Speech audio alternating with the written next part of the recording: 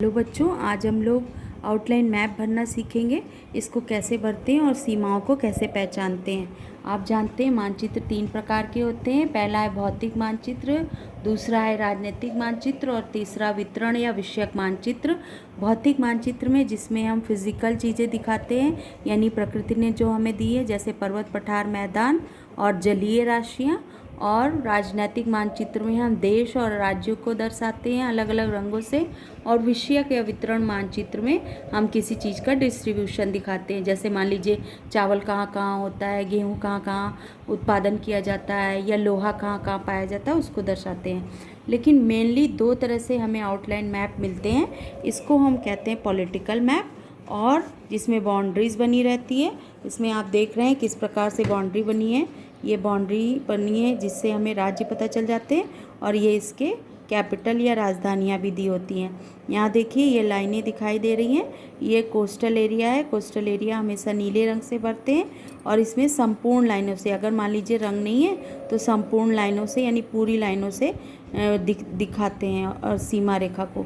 और जहाँ जहाँ स्थल होता है उसे हम खंडित रेखाओं से या डॉटेड लाइन से दिखाते हैं। यहाँ देखिए ध्यान से, एक डॉट फिर लाइन फिर डॉट फिर लाइन, इस तरह से हमें पता चल जाता है कहाँ कहाँ स्थल रेखा है या स्थल सीमा रेखा है, और किन किन क्षेत्रों में जलीय जगह है। ये है आपका राजनीतिक मानचित्र। इसे हम प्राकृतिक मानचित्र कहते हैं।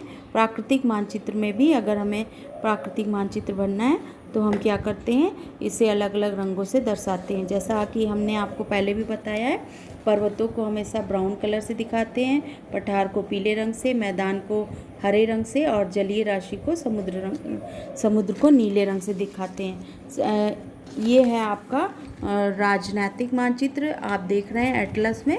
और ये राजनीतिक मानचित्र को अलग अलग रंगों से हमें राज्यों को और देशों को दर्शाया जाता है। इसे कहते हैं प्राकृतिक मानचित्र। इसमें कलर के माध्यम से, रंगों के माध्यम से ऊंचाई और नीचाई को दर्शाया जाता है। इसे हम उच्चावचन या रिलीफ कहते हैं।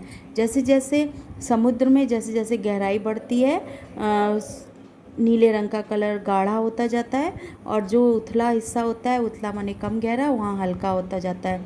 इसी तरह से स्थल में अगर हम ध्यान से देखें तो ज़्यादा गाढ़ा होता है, इसका मतलब वो क्षेत्र ज़्यादा ऊंचे हैं, और जो क्षेत्र हल्के ब्राउन है वो कम ऊंचे हैं। इसी तरह मैदानों में भी होता है। मैदान हरे रंग से दर्शाए जाते हैं, जो ज़्यादा गहरे मैदान है वो गाढ़े हरे रंग से, जो कम गहरे मैदान है वो हल्के हरे रंग से, और पठार पीले रंग से दर्शाए जाते हैं। जो क्षेत्र ज़्यादा पठारी है, ऊंचा है, वो गाढ़े पीले रंग से, और हल्के रंग से जो नीचा है वो हल्के रंग से दर्शाया जाता है। ये इस तरह से आउटलाइन आपको 2 तरह से मिलते हैं। इसको भरने के लिए हम इस तरह से बाउंड्री बना लेते हैं, और नीले रंग का प्रयोग करने से हमें पता चल जाता है कि यहाँ समुद्री तट रेखा है। अगर हमें स्थल के अंदर भी दिखाना है तो प्राकृतिक मानचित्र में दिखाते हैं। इसमें ऐसे नदियों को या झील को, ये चिल्का झील है जैसे, इसको भी नीले रंग से दर्शाएंगे। नदी है, ये आपकी यमुना नदी है, यहाँ तक आकर के फिर इसके बगल वाली जो नदी है गंगा नदी, वो समुद्र में जाकर मिल जाती है, उसको भी हम लाल रंग से दर्शाएंगे। ये है आपकी गंगा नदी, और ये आकर के ये है आपकी यमुना नदी, यहाँ आकर के प्रयाग के पास यहाँ मिल जाती है। यहाँ हम आप इसको ब्राउन कलर से सिटी को दर्शाएंगे। ये है आपकी गंगा नदी, और ये है आपकी यमुना नदी। इसको दर्शाते हुए ये डेल्टा है, आप देख रहे हैं यहाँ डेल्टा पहुँच गए। झील को भी हम ब्लू कलर से दर्शाते हैं, चाहे वो चिल्का झील हो, चाहे वो वुल्लर झील हो, चाहे वो आपकी सांबर झील हो, हर किसी को ब्लू कलर से ही दर्शाएंगे। तो इस तरह से, और जितनी भी बाउंड्री लाइन्स है, स्थल रेखाएं हैं, उनको हमेशा हम लोग पीले रंग से दर्शाते हैं। तो ये मानचित्र हो गया, आउटलाइन मैप हो गया। इससे हमें पता चल जाता है कि हमें स्थल किस प्रकार से दिखाना है। आउटलाइन मैप में हम कैसे राज्यों को दर्शा सकते हैं, और किस प्रकार से धरातल को हम ऊंचाई नीचाई को कैसे समझ सकते हैं। ये हो गया मानचित्र पढ़ना और मानचित्र को, आउटलाइन को भरना। आज के लिए इतना ही बच्चों, थैंक यू।